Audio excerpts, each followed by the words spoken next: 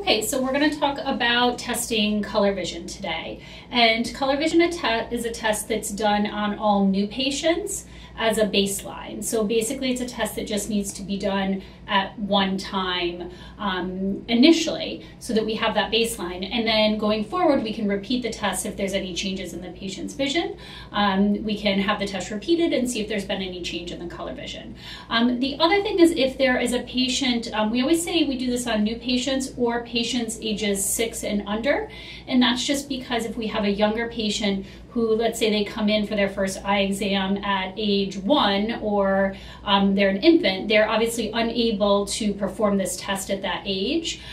So we do want it done at some point. So that's why we say 6 and under. So if you do have a young patient who comes in and they have not previously had color vision testing done before, you want to make sure that you do the color vision test on that patient. You'll see here it has 5 plates, and that's what we're going to use for testing.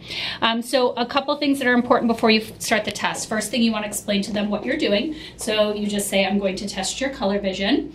You want to make sure that the patient is wearing glasses if they wear them for reading. So that's a patient who keeps their glasses on all the time, if they're bifocals, or if they wear just reading glasses. The test is performed at about 16 inches, so at a comfortable reading distance for the patient. And you want to make sure that the lights are on in the room so that they're able to see the test plates clearly. So this test is always performed one eye at a time. So you are going to either use the occluder or you're going to have the patient cover one eye and make sure it's completely covered when they're doing the testing. And you just instruct them to read the numbers that they see.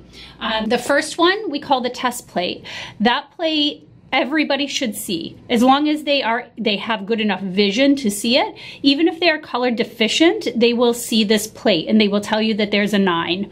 Then the 4 plates going forward are actually the test. So they should say 17, 50, 18, 34 if their color vision is normal. If the patient is unable to tell you the numbers, either they don't know their numbers or they're a young patient, they just don't know their numbers yet, you can have them trace what they see inside the circles here. So if you just ask them to trace with their finger, you can see if the patients are seeing the numbers.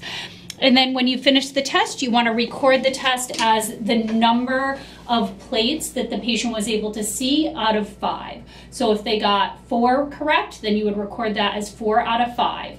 And so you do the right eye, then you switch over and you do the left eye, so one eye at a time. And so when you are recording, you want to make sure that you record the number seen, OD/OS.